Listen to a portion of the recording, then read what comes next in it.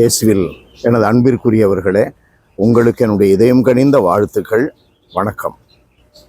அன்பானவர்களே, அன்னை மரியாவுக்கு கபிரியேல் தூதர் இயேசுவினுடைய பிறப்பை குறித்து அறிவிக்கிற பகுதிதான் இன்றைய சிந்தனைக்கு. லூக்கா நற்செய்தி முதல் அதிகாரம் 26 38 முடிய. இந்த நற்செய்தி பகுதியில் கடவுள் சொல்லி அனுப்புகிற, தந்தை கடவுள் சொல்லி அனுப்புகிற செய்தியை கபிரியேல் தூதர் கொண்டு வந்து சொல்லுகிறார். அன்னை மரியாவை பார்த்து அருள் மிக பெற்றவரே வாழ்க என்று வாழ்த்துகிறார். இந்த அருள்மிக பெற்றவரே வாழ்க என்று விவிலியத்தில் வேறு எந்த ஒரு மனிதரையும் படைப்பையும் பார்த்து சொல்லவில்லை.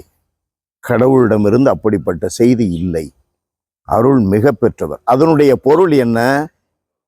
கத்தோலிக்க திரு அவையிலே அன்னை மரியா பாவம் இல்லாமல் பிறந்திருக்கிறார், பிறப்பு நிலை பாவம் இல்லாமல் பிறந்திருக்கிறார் என்று அறிவிக்கப்பட்டுள்ளது. நம்புகிறோம். அதை நாம் மனதிலே வைத்து அன்னை மரியாவிடம் நாம் அவருடைய பரிந்துரைக்காக நிற்கிறோம். அருள் மிக பெற்றவரே என்றால் என்ன பொருள்? தூய ஆவினால் நிரப்பப்பட்டுள்ளவர். பிறப்பு நிலை பாவம் இருந்தால் தூய ஆவி அங்கே எப்படி இருப்பார்? பிறப்பிலேயே அன்னை மரியா தூய ஆவியினால் நிரப்பப்பட்டிருக்கிறார். full of grace. Hail Mary, full of grace. Grace என்பது தூய ஆவியை குறிக்கும். She was filled with the grace of God. அன்பானவர்களே, அன்னை மரியா அப்படிப்பட்ட ஒரு நிலையில் இருக்கிறார் என்று திருத்தந்தையர்கள் சொல்லவில்லை, குருக்கள் சொல்லவில்லை, ஆயர்கள் குறிப்பிடவில்லை. கடவுள், தந்தை கடவுள் அந்த செய்தியை அனுப்புகிறார். ஆகையினால்தான் அன்னை மரியாவுக்கு இத்தனை உயர்ச்சி.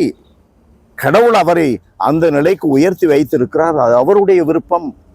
கடவுளுடைய திருவுளத்திற்கு விரோதமாக நாம் என்ன சொல்ல முடியும்? அப்படிப்பட்ட அன்னை தன்னை எவ்வளவு தாழ்த்தி கொள்ளுகிறார். அந்த செய்தி சொன்ன உடனே அன்னை மரியா, இதோ ஆண்டவருடைய அடிமை, உம்முடைய வார்த்தையின்படி எனக்கு ஆகட்டும். நம்முடைய வாழ்விலே இந்த பரிசுத்தாவியை பெறுவதற்கு எப்பொழுதும் கடவுளுடைய அடிமை, உம்முடைய வார்த்தையின்படி நடக்கிறேன் என்று தினம்தோறும் சொல்லிக் கொண்டே இருக்க வேண்டும். மனதார சொல்ல வேண்டும், அதற்கேற்ப நடக்க வேண்டும். ஆனால் அன்னை மரியா அருள் மிக பெற்றவர். ஆண்டவருடைய வார்த்தை, தந்தை கடவுளுடைய செய்தியை நாம் மறுக்க முடியுமா? ஆகையினால் அன்னை மரியா இந்த உலகத்திலே இயேசுவை பெற்றெடுக்க தகுதிப்படும் பொருட்டு தந்தை கடவுள் அப்படி செய்திருக்கிறார். அன்னை மரியா மீட்பராகிய இயேசுவிற்கு அடுத்தபடி ஆராதனைக்குரியவர் அல்ல, வணக்கத்திற்குரியவர். உயர் வணக்கத்திற்குரியவர். நாமும் அந்த உயர் வணக்கமுள்ள தாய்க்கு பிள்ளையாக, தகுதியான பிள்ளையாக இருக்க வேண்டும் என்றால் தினம்தோறும் இதோ உன் தாய் என்று சொன்ன இயேசுவனுடைய வார்த்தைக்கு ஏற்ப நடக்க வேண்டும். ஆண்டவருடைய வார்த்தையின்படி பயணிக்க வேண்டும். அன்பு நிறைந்த எங்கள் ஆண்டவரே, அமலோற்பவ அன்னை என்று அழைக்கப்படுகிற தாயினுடைய இந்த அற்புதமான திருவிழா நாளிலே எங்கள் ஒவ்வொருவருக்காகவும் அந்த தாயை இதோ உன் தாய் என்று சொல்லி இயேசு ஆண்டவர் கல்வாரி மலையில் கொடுத்தாரே, அமல உற்பவியாக இருக்கிற அந்த அன்னையை போல நாங்களும் மாறுவதற்கு வாழ்நாள் முழுவதும் போராட வேண்டுமே. அந்த போராட்டத்திற்கான வரங்களை தாய் மரியா, எங்களுடைய தாய், அவருடைய பரிந்துரை வழியாக எங்களுக்கு கொடுப்பீராக. ஆசீர்வதியும்.